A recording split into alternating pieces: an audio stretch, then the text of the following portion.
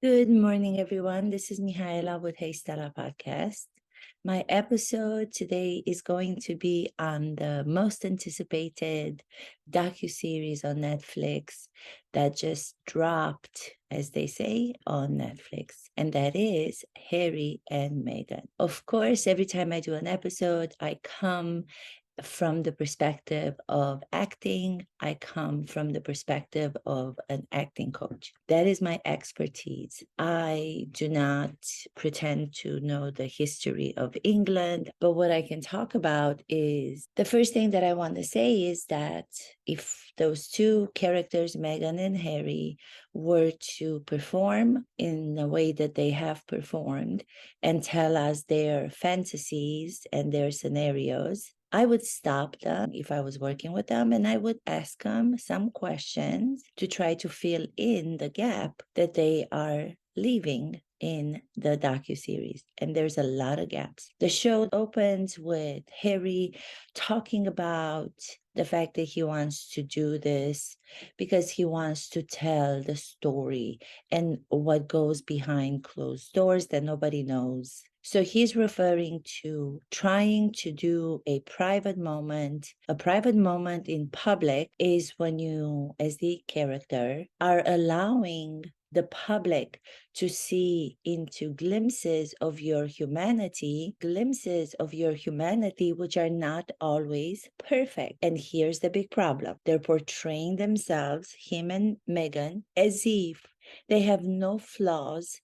They have no responsibility for anything that's happened in their lives, and everybody else is to be blamed. Right from the start, there's something wrong with their reality. They're not paying attention to the reality. If you do not start as an actor with the reality of what is, before you allow your imagination to come in, before you allow images to come in, before you allow daydreaming to come in, that means that you are not an actor. And here's my second thing. If anybody keeps associating Meghan with acting and they call her an actress, that is where I have a problem. I am very protective of actors because I know so many of them who are just incredible, brilliant actors struggling to get a job, struggling to get onto a platform half as big as Harry and Meghan's platform, which they stand due to the fact that they are part of the royal family. Harry by blood, Meghan by marrying into this historic family. If I start a show and if I don't acknowledge that to be a fact, everything else that comes after is not going to reveal the truth. As an actor, you have to take in the reality of what is. If they would have said from the very beginning, we are admitting that due to our privilege, that due to our luck to be part of this incredible, old, traditional, historic royal family, we are here today. And we know that if that was not the case, nobody would care to do a Netflix series about us. They don't do that. They talk about their scenarios that they have come up with, that they have embellished, that they have turned around and made them to appear in a sense of what they think will portray them as being the perfect people whom everybody should engage with. They want everybody to go on their side. They want everybody in the audience, the spectators, the viewers who have watched the 3 first episodes, to take them as these perfect people who have done no wrong. If you go back to analyze, is that real? Is that reality? Which we as actors have to do. We are responsible to ask the questions of what is. And when the answers do not match the questions, then you have to ask the question again. There's no producer, there's nobody on the other side to provoke those statements that they make. If I were to be at the actor's studio, for example, as an actress on the stage of the actor's studio, and I know I usually put myself in that situation, and it probably sounds narcissistic, but that's the only way that I can understand viscerally and try to break down and analyze why Harry and Meghan are not credible characters. If I were on the stage of the actor studio and there's a moment that comes to me from my past history of being a lifetime member of the actor studio, when one of the moderators happened to be Estelle Parsons. Estelle Parsons is an actress. She has been acting her entire life. She is moderator at the actor studio for a long time. And I remember in the beginning of my acceptance, after I auditioned and I became a member, I would come on stage every time I got the opportunity to work as an actress on the stage. And I was privileged to be able to work on the stage. And after a couple of times, she would stop me in the middle of the session and she would ask, why are you always coming out on stage and play a victim? No matter how many times I have seen you before doing the work, you always come on as a victim. I'm fed up with you doing that. If you're not going to come and show me something new of yourself, don't waste my time. And of course, it was very difficult to take that note. And it took me, I don't know how many years after, I cried and I was upset and I felt rejected to really understand what she was asking of me. She was asking of me to not just portray those parts of myself that feel comfortable, but she was asking me to dig deeper inside myself to see what else, what other elements I can bring out to portray a specific character, because I was going to the comfort zones. I was going to what my behavior was, a habitual behavior. It was a mechanical way of doing things that wasn't revealing anything new about me. Therefore, it wasn't revealing anything new about my character that I was attempting to portray. I felt that the same thing was happening with these two on Netflix. They're saying the same story. They're retelling us the same moment of them being the victims, everybody else around them, beginning with the British population, royal members, to be the villain. They never for 1 second take a step backwards to say at first, before they go into that, they have the right to have those experiences. But before they go into those experiences, they have to take a step backward and they have to admit to themselves that this platform that they have and the fact that Netflix is paying them so many millions of dollars to be able to do this docuseries program is due to the fact that they have this link to the royal family and they have titles such as Duchess and the Duke of Sussex. Because if they did not have these titles, no one would care. Example, Meghan, before she met Harry, which she was hunting for a man, from what I'm finding out, for many years, she was hunting. She was going to England from 2013, wanting to meet a famous English man that she could marry, because she realized very early on that being a so-called actress, the reason why I say a so-called actress when it comes to her is because I do not believe that she ever was an actress. To be an actress takes a lot of work. To be an actress, you have to train. To be an actress, you have to assume responsibility for the flaws that you have, because any character that you are attempting to portray is flawed. If you're not accepting the flaws that you have, how can you portray a flawed character? Which great acting has to do with. The difference between A-listers, A-list actors acting greatly and Meghan Markle is that they understand that. They know that it takes work to first deal with the reality of what is. What is my reality right now? Why am I in the situation that I am in right now? Is it because someone has helped pave a way for me to be here? Is it because I married into the royal family, as she did, and that automatically raised her up to have this platform that she now has? There's no acceptance of any of that. On the contrary, she mocks that. She mocks all the traditions that have to come with the royal family, all the traditions that they have kept for thousands and thousands of years. Therefore, she mocks the traditions of the British people. So that is already a start that's not on the path of truth. And their goal in saying, but not in doing, is that they want to speak their truth. They want to go further than speaking the truth. They want to speak their truth, which would require of them to be much more allowing the cameras to see into those glimpses of who they are that they might not like so much, or they might not feel so proud of, but admitting those flaws and admitting that this platform that they were given to then be able to do the series is due to the royal family and their link to the royal family. So when Harry says in the beginning that Meghan had to give up her world to come into his world, what did she give up? I would ask. I would ask, if she were an actress portraying Meghan, what did you have to sacrifice?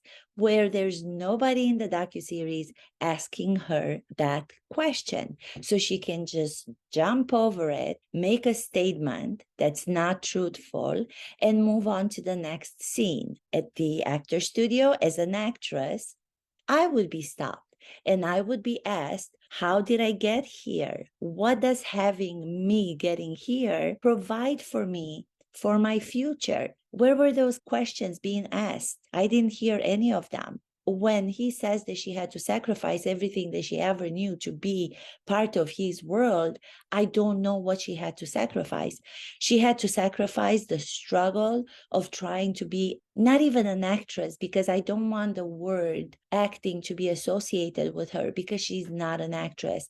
She was more of a B-list celebrity before she met him. I'm not blaming her for not being able to get to the point of the A-listers that she so much wanted, because all of us who have gone through wanting to become actors know that that's what we want to achieve. Every actor that I work with and their goal to become actors is a very difficult path to take. So that's a calling, because if you think about using your rational mind in deciding that that's what I'm going to do, I'm going to give my life over to becoming a great actress, that requires a lot of sacrifice, because it is very difficult, and there's only a few people that will actually end up to making it all the way to the level of Bradley Cooper, whom I went to school with, and who happens to be one of the many 100 people, I think, in our year at the Actor Studio MFA program. And out of all those, he's the one that was able to achieve that A-list movie star. Do you understand what I'm trying to say? There's nothing wrong in admitting, the same way that I'm admitting when I came to New York, all I had was, I'm going to become a movie star. For her not to ever talk about that, but to speak about her career as an actress, to have been a successful career, is another untruth. Is not reality. They're not accepting the reality. She managed, no matter how much her father helped her, no matter that the father was already in the entertainment business and she grew up on sets. She even talks about the set Married with Children, the popular show that her father was working on. She had the privilege as a child to be able to go on that set. No matter that she got all this help from her father, she never got to make it as an actress, because acting requires for that person to start from a base which is grounded in reality. And she doesn't have that concept of herself. She has all these imaginary scenarios that she comes up with that will, in her mind, move her story forward in this docuseries, but there are all these gaps that are not being filled. She gave up when joining Prince Harry's world, the struggle to become an actress, probably knowing that after the one show that she got, Suits, that nobody watched before she became the Duchess, she probably was aware somewhere deep in her subconscious or unconscious that she was never going to raise up to the level of the people like George Clooney that she invited to her wedding instead of her family. I was wondering, why doesn't she have those people on the show? Why did she not have those people stand by her story on the Netflix series? Because they do not, I'm assuming, believe the story the same way that I did not believe it watching it as an audience member. Then Harry had to give up everything he knew about his world. So she takes him. She makes Harry abandon his family, turn against his family to join her world in California. The problem with that is the world that he was joining was not Meghan's world, because before she met Harry, she never had that world. She did not have the $1 million house in Montecito. She did not have the platform that she has now due to being his wife. So when he says that he had to give up everything that he knew to move into her world, it wasn't her world. Another untruth, because the world that he moved into, that he calls hers, was a world that was created by him, due to him. The fact that they can afford to have the lifestyle that they have right now is due to the fact that she became the Duchess of Sussex. It was not Meghan before Harry. So the fact that he says that he moved into her world is another imaginary scenario. This world was created by him. This world was created due to the royal family, and now her link to that historical family. You have to accept that. You can't just pretend that your life from an ordinary B-list celebrity going after getting to that level of the Hollywood people that she invited to the wedding without knowing them, or maybe she met them once in her life. That road was going to be a very difficult road. She understood after having so many rejections, after having tried so hard, doing the Deal or No Deal show, doing other small roles in small movies, that she was never going to get her principal role that she so hoped for. And there's nothing wrong with her wanting that if she only admitted it. Then ordinary people like myself would have appreciated her honesty, because we all know in this field how difficult it is to attain such a goal. Then they would have seem like normal people because they want to portray themselves as normal people, which they're not. And that is the confusion when watching. It's almost like you're watching this Twilight Zone in this docu-series, because they're only revealing private in public moments that they have made up in their minds to try to make themselves look like they are bigger than life characters. And without them, the world is going to disappear. They're putting themselves on a pedestal without having earned getting there. Going back to acting as a character, if I were to get to that level, I again would be stopped, because I would be reminded that I haven't earned getting to the next beat in the life story that I'm trying to tell of the character. They're not being challenged ever. They keep on going with their imagined scenarios as if they were real, when we all know they're not. So the whole time as an audience member, you're watching and you're going, oh my God, this is so crazy. Stop pretending. Stop lying. So many people are still under the impression that acting is lying or acting is pretending. Or if somebody who calls herself an actress can act herself into Prince Harry's life because she's such a good actress. That is not the case. To be a great actress, you have to admit to the truths that are not always glossy, that are not always perfect. And she never does that. So her association with acting by other people has to stop. Acting is about admitting the reality. In the show, she has her baby, Archie. She's holding him. She goes with him to a picture that they have placed on the wall of Princess Diana. And she looks, and then she has this voice always that's melodramatic, the voice that melodramatic soap operas do better than she does. She goes to the picture and she tells Archie, look, there's your grandma, Diana, as if that's something that she was already born with. If you're taking that moment and if you are relating to that woman who happened to be this beautiful princess who was so much bigger than life and who was compassionate, she really cared about doing good in this world. By actions, she proved that, not by statements. If you're going to show your child, look, Archie, that's your grandma, you also have to admit that you cannot believe that you, Meghan Markle, coming from an ordinary, which there's nothing wrong with being ordinary, accepting that, to say, I cannot believe that I'm actually saying to you, Archie, that this amazing, wonderful, incredible, powerful woman is your grandmother. We would have all related to that because she would have admitted that her background had nothing to do with being part of the royal family. We can then understand that her scope to marry into a family such as the royal family was something that she had to build up to. And she obtained that goal. She should have been patting herself on the back and admit to where she started from.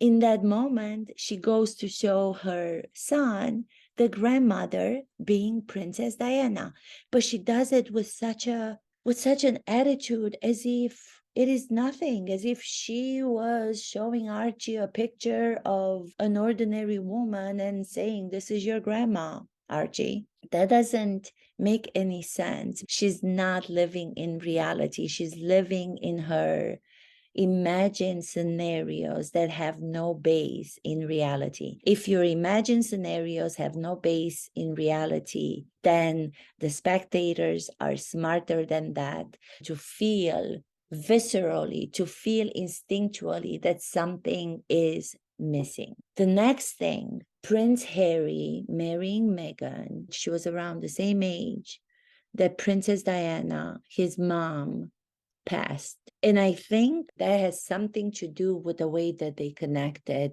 You cannot help as an acting coach or as an actor, but to go into the psychology of characters. I'm analyzing the characters of Harry and Meghan, that part of their backstory, especially the part of the backstory of Harry. He always in the series makes comments about how Meghan is so similar to his mother, Princess Diana. And he says, I am my mother's son. I am my mother's son. That has so much to do with the coming together of the two of them. And you cannot put that to the side as if it doesn't have anything to do with their relation. It has so much to do with the relation of the two characters coming together. And you have to analyze that psychology. Does he feel like finding this woman who reminds him so much of his late mother? Does it give him the opportunity where he feels at some level that maybe he wasn't able to save his mom because he was so small when his mother passed, and that must have been horrible, and nobody's disagreeing with that. It's one of the most traumatic, I can imagine, things that can happen to a small child, to have your mother pass at such an early age. But you cannot deny that in relation to why you're calling your wife to be so similar to your late mother, Princess Diana. They have frames of Diana holding him, and then they jump to frames of Meghan. So they're putting frame of Diana, they're putting a frame of Meghan for Harry to show the similarities between these two women. Why wasn't that talked about? He is talking about how he cares about mental issues and how he wants to help people, and he's so passionate about wanting to do good in that sense, but there's no conversation in depth about the fact that he finds Meghan to be so similar to his mom. I feel kind of sad watching it. He keeps saying, I am my mother's son. Well, you are, but what about your brother? As if you are the only son of Princess Diana. You're going to use footage in your Netflix series that your brother, Prince William, was so upset about the interview that she had done for BBC many years ago when she revealed her truth. She wasn't trying to portray herself as a perfect human being and started blaming everybody else in the royal family to have been the villain. She accepted her flaws. She spoke openly about her challenges that she had. She had the bravery and the courage to go into these issues that she as a human being was feeling, that everybody could relate to. The reason why she was so relatable and the reason why so many people loved her is because she revealed the human challenges that we all have, which these two never do. They've never ever mentioned a situation where they take responsibility for anything that's happened to them.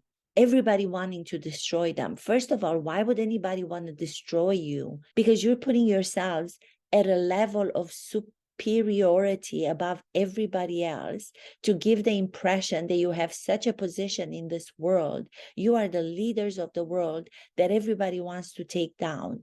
You're not at that level. I don't think people care as much about you as you two think that they care about, do you know? So again, it's this rejection of what the real truth is. You can't tell your truth without admitting the real truth, the one truth.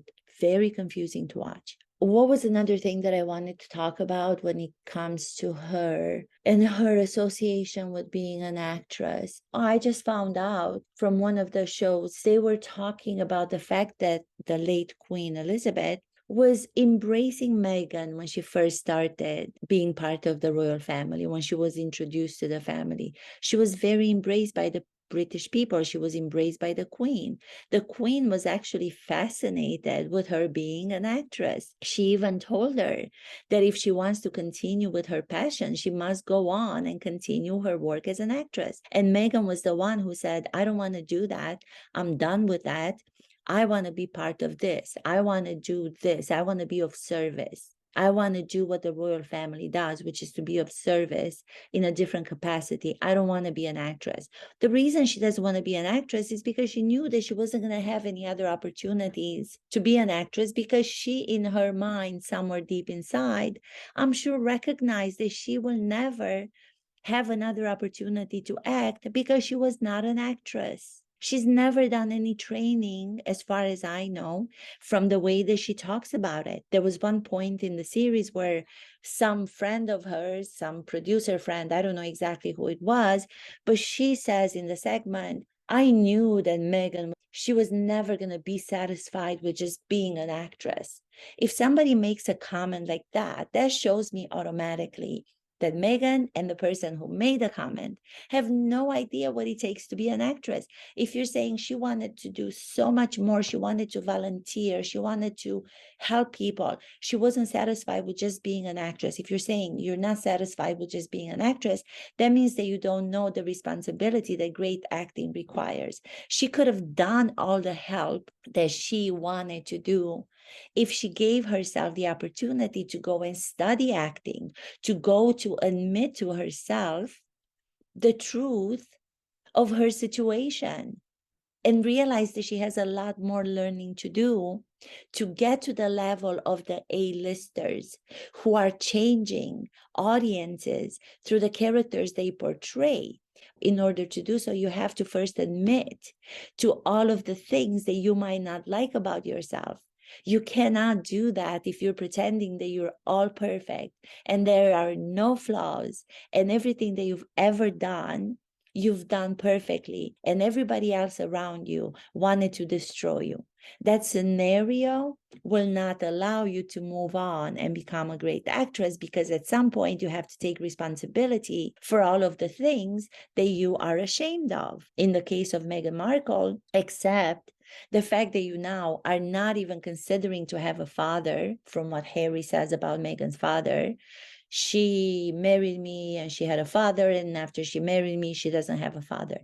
The man had a stroke. He's in a hospital. The same man that supposedly helped her through college, paid for her years of college, to give her the opportunities to then catch this one show that she was on, Suits, and then give her the opportunity to travel to England to try to land a man who's famous and who will raise her up to the next level, because she knew that on her own with acting, she was not going to be able to do that.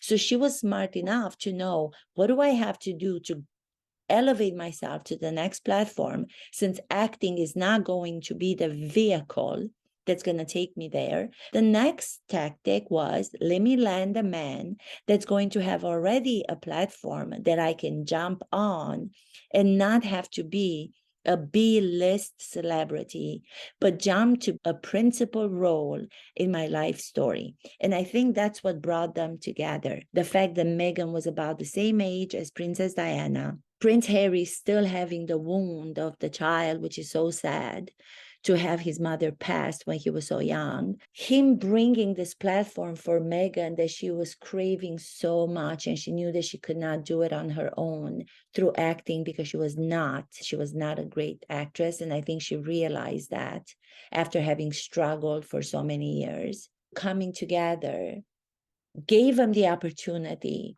that they have now to be the main roles in their stories that they want to tell, which is the story that we are talking about on Netflix.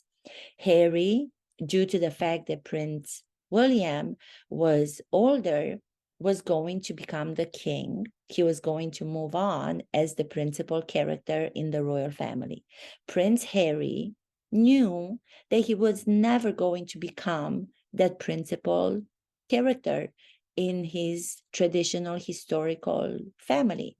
So when Meghan showed up with the same insecurities and with the same goals and objectives to become principal characters, Harry was so ready to jump on the same train that she was on, because somewhere inside he was also feeling like he was playing second role to his brother Prince William. So they found that common ground where they knew that by having this platform and having the royal family as their pedestal to stand on with the Dutch and the Duchess titles, they were both going to be able to have the light shine on them as the principal characters in their story. The only thing is that to sustain that principal role, you must still deal with the reality of who you are to begin with. And you must also deal with all of the facts that I have mentioned and be appreciative of those facts and understand that they made you be at the point in your life right now to be able to have an audience that before you never had, but they're not dealing with that. So again, it's very confusing. It's almost like you're watching a comedy show with sadness. You're watching it because in order to get to the comedy show, the truth has to be revealed even on a deeper level than if you are playing a tragedy, to go even deeper into their truth and their reality of what put them on this platform.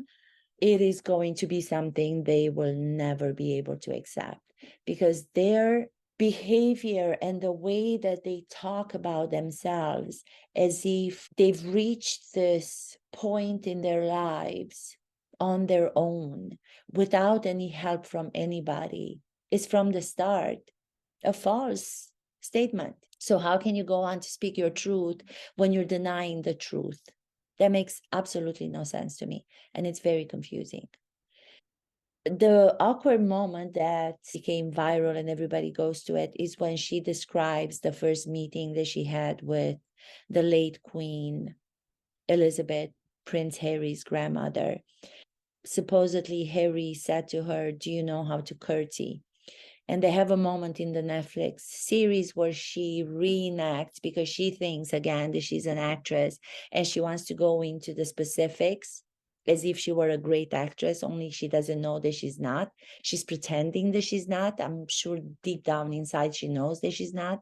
That's why she took this other way of going about creating this platform for herself by marrying into the royal family, because she knew that she had no other way of moving forward, of getting to the next level in the hierarchy, because they talk about, oh, the monarchy has hierarchy, as if it's news to everybody, like nobody knew that, and Harry was just letting us know that.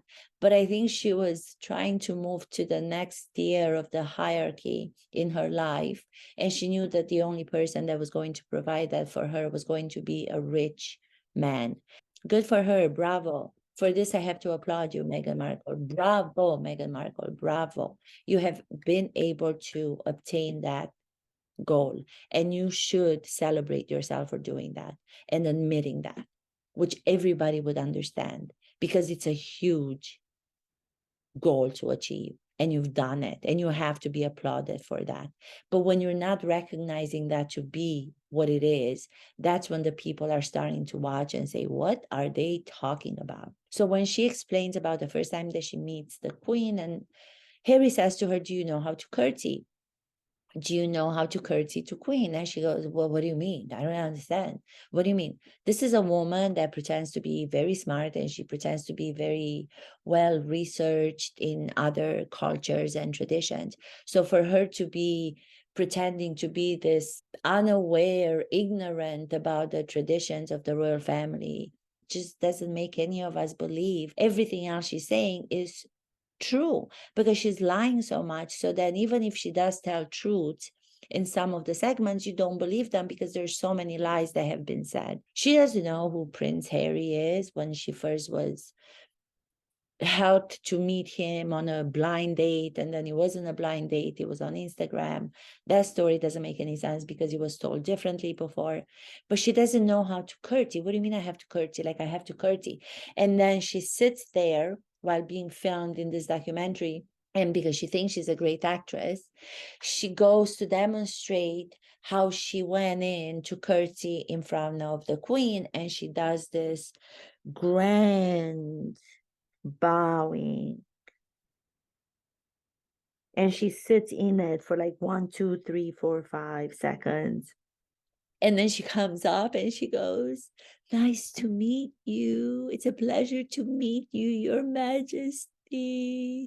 I don't know how to do it. I'm just an ignorant girl from California who's a really bad actress, and I don't know how to take a bow because I've never had an experience on a theater stage. I've never had a theatrical experience except the ones in her childhood that they show, but she never understood what it is like to take a bow in a theatrical project. So when people say that she's doing the bow because she's an actress, she's not doing the bow as an actress. She's doing the bow as a mediocre B-list celebrity. Because if she were an actress, she would have had experiences. She would have done off-Broadway shows. She would have done acting. She would have been taking courses in acting, and she would have had the opportunity to learn how to bow, which is not an extreme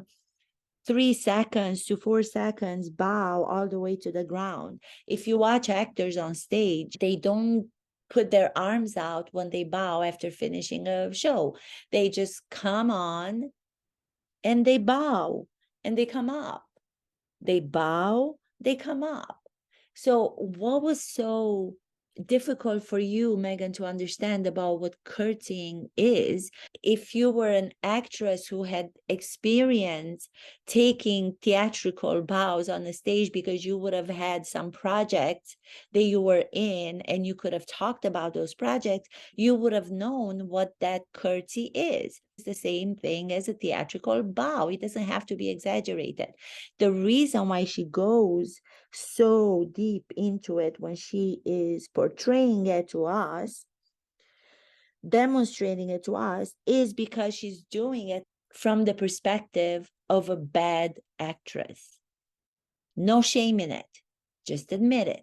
You were lucky enough, you knew how to go about Prince Harry to play up all of the common things that you and him supposedly have, with going to Africa because you were doing all this voluntary work, and then you saw the beautiful pictures from Africa that Prince Harry put on his Instagram, because you never Googled him. You never want to Google anybody because that's what other people are saying about the person, but you wanted to see his Instagram because that's where the truth lies. Instagram doesn't show the real people. We put things on Instagram that are superficial. So for you to say that you went into his Instagram because that will have told you who he is inside his soul, that makes no sense. Instagram usually is about putting our moments of perfection that don't exist in real life. So if you found Instagram to be the truth and the platform to discover the real Prince Harry, that's one of those things again where you're like, are you kidding me? Seriously, are you kidding me? Do you expect me to believe that? Then they fly to Africa, which is the place that Prince Harry loves, which is wonderful. We see some of the things that he's done there, which is to be admired. Then they go there, and then she talks about, we were just sitting there at night. We heard this elephant rummaging, and she's trying to use her sensory again. There was this elephant rummaging, but she doesn't know how to go far enough. She's afraid to let herself not be the perfect self that she wants to impose on us. But she's trying, but she doesn't know how to do it. She doesn't know how to use sensory work because she never got to understand that that's what acting is about. Acting is about sensory work. So she attempts all these general gestures, the same way that she did with the bowing, with the curtsy, to portray that there was the elephant, and she would have been so scared, and I was scared, and I'm paraphrasing. Then I knew that Prince Harry, I can trust for him to save me. Prince Harry was her savior, and she was his. Great. I was having such a difficult time watching it because it was so boring. The music of the show was so predictable in trying to reveal the villains, the royals, and everybody else. And then when he went to them and their experiences, Harry and Meghan, the music changed to this elevator music that was going to give us the sensation, the impression that they are the good against the evil. That was so cheesy. You put music to a show for the reason of trying to give emotions to the audience. That means the reason why the music is there is because you don't trust the story on its own to have the same effect.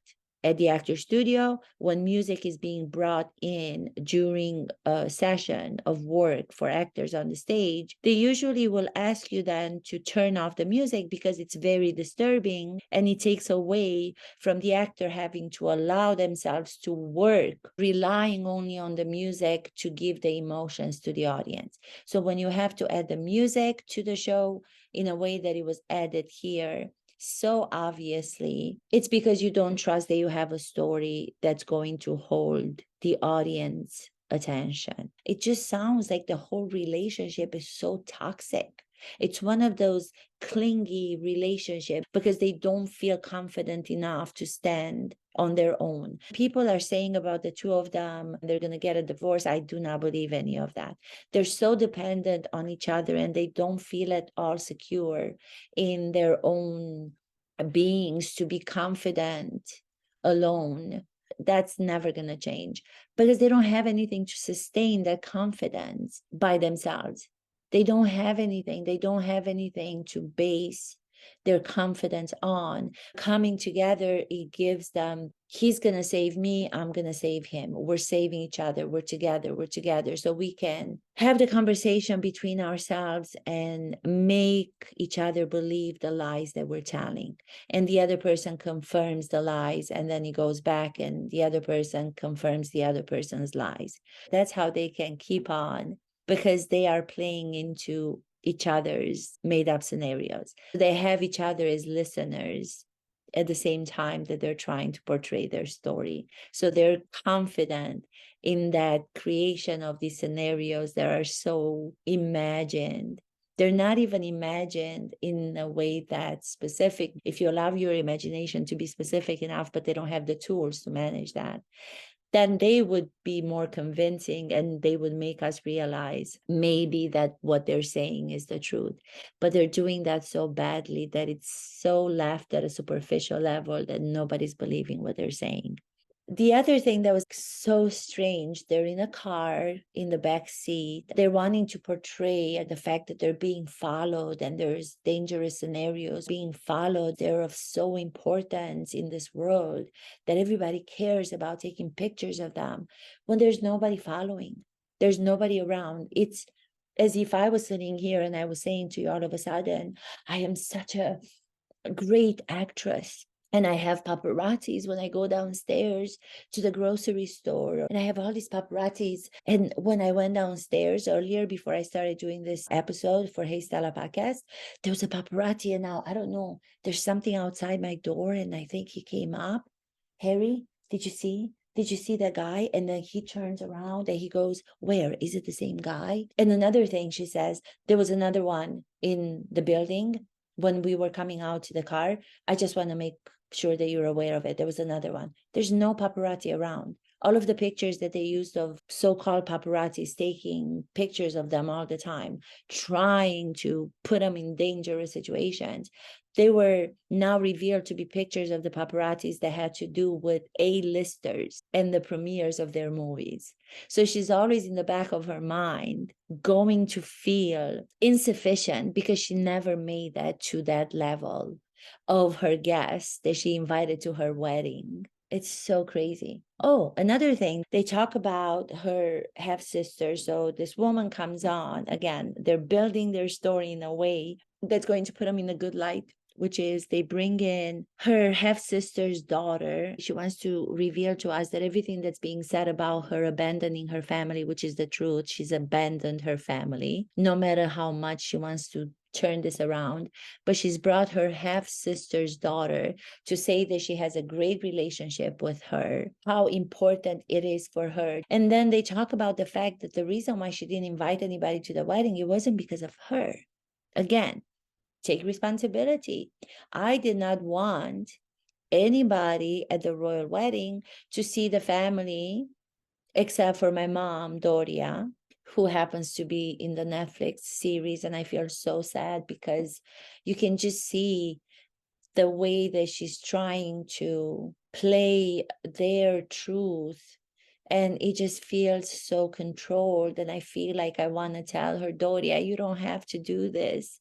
You don't have to do this. You can be grateful and say how you feel about the wonderful experience that you had at the wedding of your daughter marrying a prince, having Prince Charles at that time, now the King of England, walk you into the church. Your in-laws are the royal family of Britain. It's okay that you can accept that, and it's okay for you to speak about it in a celebratory way. You don't have to play to Meghan and turn all of these experiences to make them seem like everything was negative. It just doesn't come as being truthful. To me, it felt like she was put there and she was so controlled in the way that she was coached to tell this version of the story that even she did not believe. I did not believe that she believed what she was saying when she was giving the interviews. I just felt like, oh my God, let her just jump out of the chair and admit the fact that she's so happy for her daughter to have become part of the royals. Therefore, now she's associated with the royal family. Let her do a dance about it. Jump out, Doria. Be grateful to have the relationship with Prince Harry, with your grandchildren, and to be the grandmother on the side of Meghan, whose grandmother on the side of Harry is Princess Diana. How amazing is that? Why wouldn't you talk about that? Celebratory coming together of your daughter and Prince Harry. I just felt like she wasn't allowed to do that. She was made to tell the story in the same way that Meghan wanted to tell the story, with all the clouds around it. Everything was negative. They're the only ones, and their love story is the only thing that's positive. There were so many moments like that that are so questionable that it's just crazy to think that Netflix, did this docu-series when, if you were anybody else that was not associated with the titles of Duke and Duchess, they would have never had the opportunity to tell this story because it was really mediocre. There's no story. They have nothing that's charismatic. They have no creativity whatsoever to be able to be engaging as individuals, producing all these lies. That's the only story they have. And I don't know how much longer they're going to be able to go on and depend on this story to engage audiences. You got to come up with something new. But in order to come up with something new, you have to admit that what you don't know. And they do not think that they don't know. They think that they know everything, and everybody else doesn't.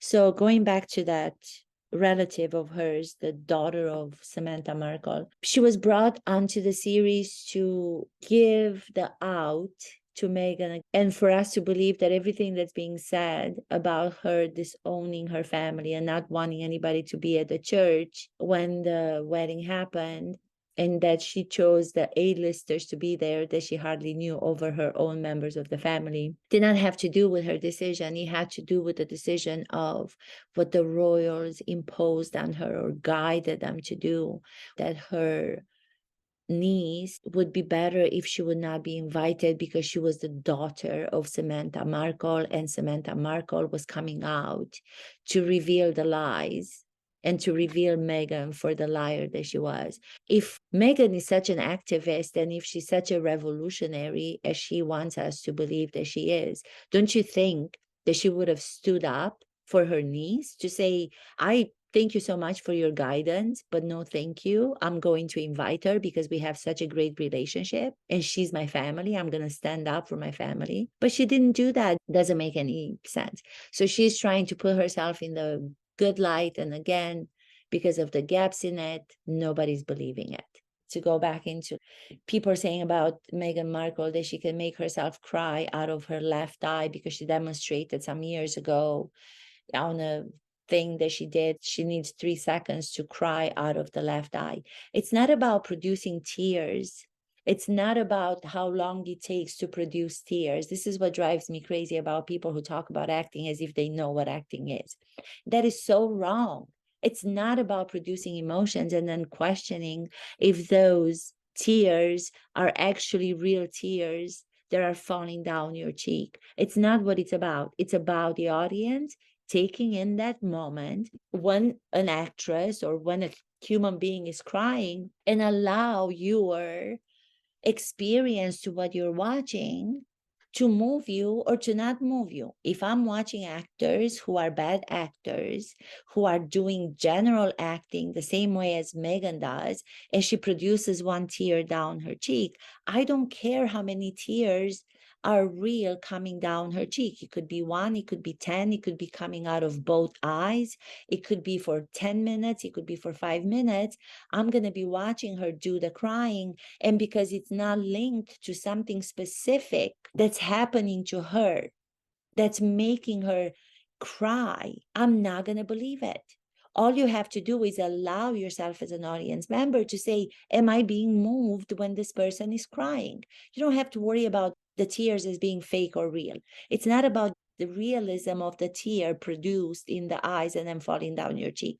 It's about you as the person crying due to something that you're experiencing in the moment that is real for you. But since there's no real happening to Meghan ever, and if she manages to do the tears mechanically, no matter how real they are coming out of her eyes, there's no link to something real inside of her, because she won't allow herself to go there, because she's trying to erase her backstory. She's only showing parts of her backstory that are giving her the impression that she is a bigger than life character. She was always a bigger than life character from the very time that she was a little girl, when she wrote this letter as a small little activist to a commercial that was done about dish detergent, where they were only portraying women to do dishes, and she wrote this letter, and due to her letter and her activism, the commercial was changed. Another moment that has already been talked about for years, and they came to the conclusion that it had nothing to do with her letter. Nobody got to read the letter that she sent, but she keeps going with these scenarios that she has made believable for herself to give her that status of being something, because she doesn't seem to want to be in the truth of, I have never made it as an actress. I have never made that on my own to the platform that I wanted to be at. And I had to go to the second plan, which was find somebody who's going to take me there. And I happen to be so proud of myself for getting to Prince Harry. And now I have the platform, and I'm so grateful for it. And I'm going to do everything that's in my power to be able to help people, because I know how hard it is not to have this platform. She doesn't do that. Who's Prince Harry? No, I don't know who Prince Harry is. There was an interview that was done with her. All of these things are coming to mind because I couldn't watch through the whole 3 episodes again and go moment by moment, so I'm going back and forth.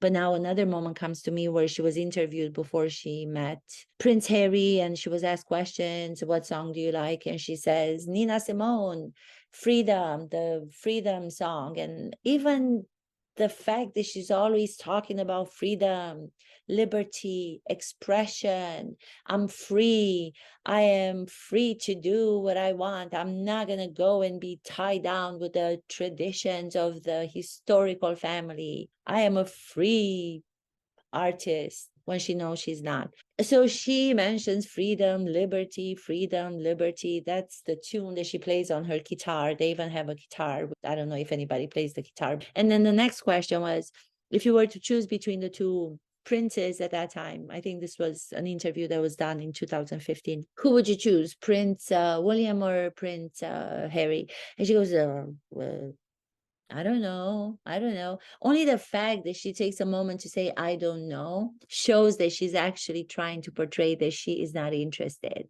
that she's not about any of them. She has nothing to do with who the royal family is. When that was also made real for all of us to understand that she was Googling Princess Diana from years before. She was obsessed with the royal family. She had in mind that she wanted to meet somebody of importance. So for her to say, I guess Prince Harry, I don't know, Prince Harry, I don't know. That's not true. And then going back to what I was saying, they have to have each other to continue this imaginary story that they want to create about themselves that's not based in reality.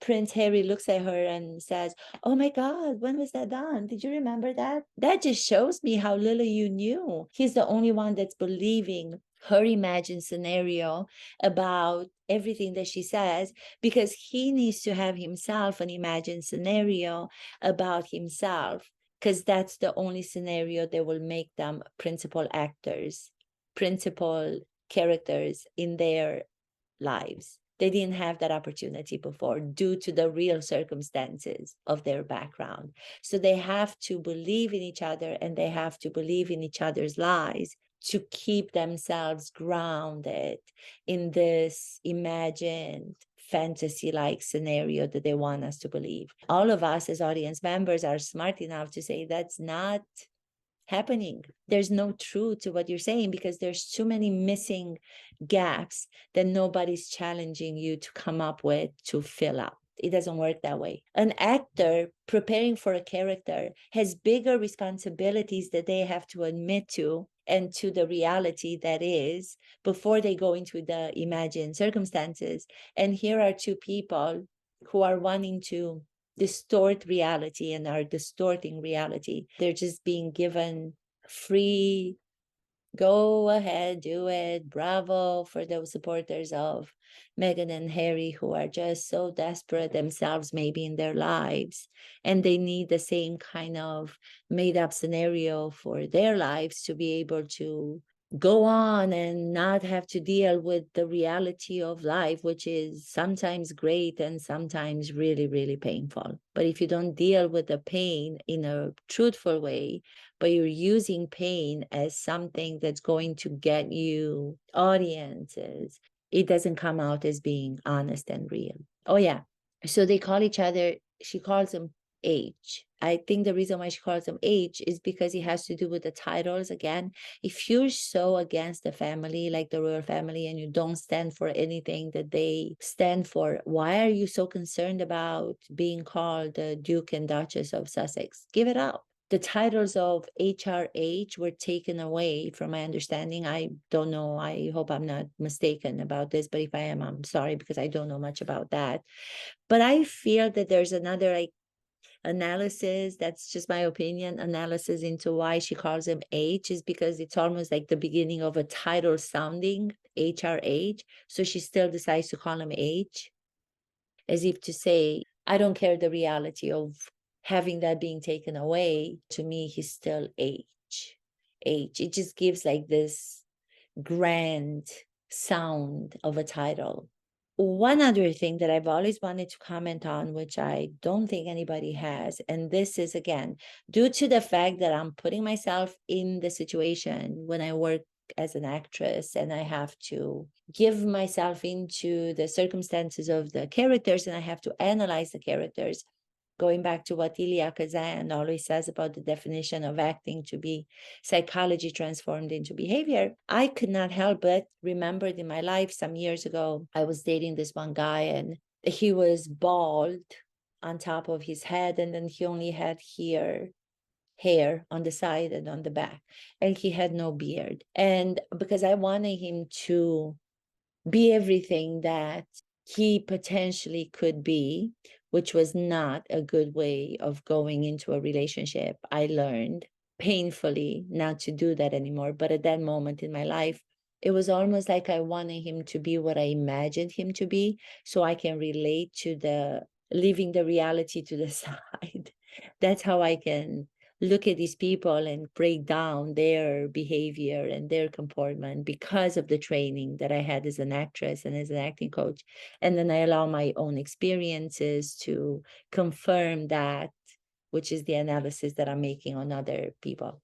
So this guy I really liked him a lot, but when I first met him, I didn't like the fact that he was leaving his hair to grow on the sides and on the back when there was like baldness on top of it. And I also didn't like the fact, that's just my own preference, nothing to do, I'm not saying anything about anybody, but he didn't have any big lips. He had very thin lips. I was so wanting him to be the perfect guy after having so many relationships that I had and failed before. I wanted him to be the one. I wanted him to be the one. So I wanted to create him to be exactly what I wanted him to be. So what I did, I started saying, what would be really good and helpful in his physical appearance that's going to make him be the guy that I've always wanted to meet? What if he shaves? What if we go and we shave your remaining of the hair because you only have it left on certain parts of the head? Let's just shave that, go bald. And in order to cover the fact that he had no lips or very thin lips, why don't you leave facial hair? Why don't we try to see how you would look with a beard? That was even before the men were actually going for bald head and facial hair for beards. So many years ago, I don't even know, like 10 years ago. There was something wrong with me, and I wasn't accepting that there was something wrong with me in the way that I wanted this guy to be everything that he was not, knowing that he was not the things that I was wanting him to be, knowing that I was getting myself into a relationship that was going to fail again, but I didn't want to deal with that. I went to the controlling side of myself, the same way that I feel that Meghan is doing with Harry, in controlling him by always grabbing, moving him with the hand, putting it on his back. And another thing that I noticed was this with the facial hair. Have you guys ever seen him without a beard since he met Meghan? Because I haven't. And if you look at the pictures, even now, was more of a concrete coming back to me. The reason why I wanted to talk about it is because this docuseries on Netflix, they show pictures from the moments before they met, before they were with each other. And there were so many moments and so many pictures where Prince Harry never had facial hair. He didn't have a beard. So I was thinking, I do not think that he was ever without a beard after he met Meghan. And I'm wondering if she was going through the same thing for her reasons in trying to make him look more as the person that she wants him to be appearance wise, because she got what she wanted from him, having to do with his family and where he comes from and the power that he has. So she got that. But then I don't know how much she was into those kind of men, or did she have to change his appearance to make him be the best that he could? Leaving the beard, making him a little bit older, because as a woman, I have the impression, and this is only my opinion, some women look older at the same age than men do. That's just my opinion. Again, it has nothing to do with everybody.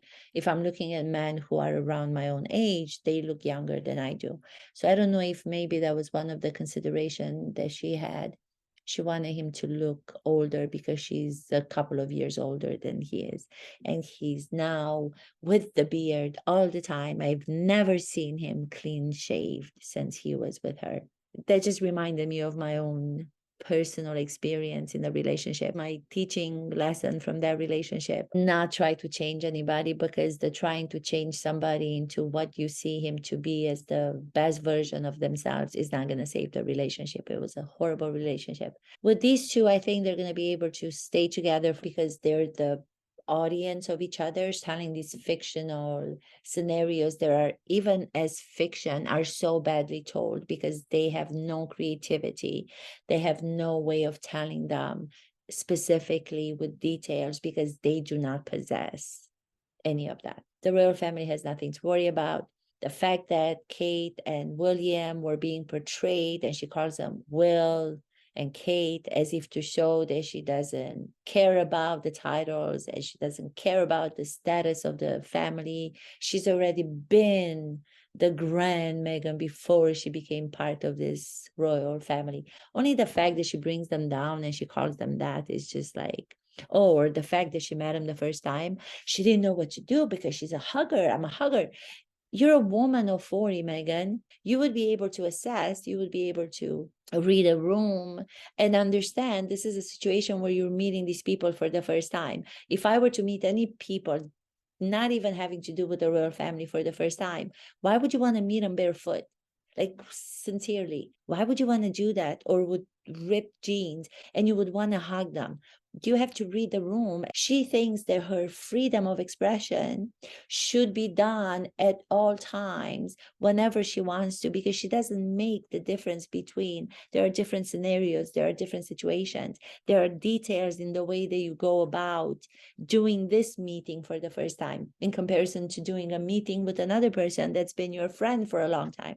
So for her to put out this story about the coldness of the British people and how it's jarring for the British people to have an American come and hug them, that's such a stupid statement, really, to be made by anybody. They don't want to be hugged. No, they don't want to be hugged. Of course not. They were probably reading the room, Kate and Prince William. Everything is unbelievable. It's just not credible. It's a comedy wannabe, but they don't have the talent, they don't have the creativity to have been able to pull that off. It's not a reality because they're never in a reality. All of the scenarios they are coming up with, they're not even imaginative because they don't even know how to create imaginary scenarios and have details that are going to be based in some reality. So everything falls apart. If Harry and Meghan were just Harry and Meghan, they would not have the show on Netflix. These are my observations of these two characters, characterless, Harry and Meghan, on the Netflix series. And I hope this analysis and breakdown from the actor's perspective, from the acting coach's perspective, will help you look at people and see how you can understand psychology and what it is to transform psychology into behavior. Therefore, I hope this will give you more of an insight into great acting versus bad acting. Thank you so much.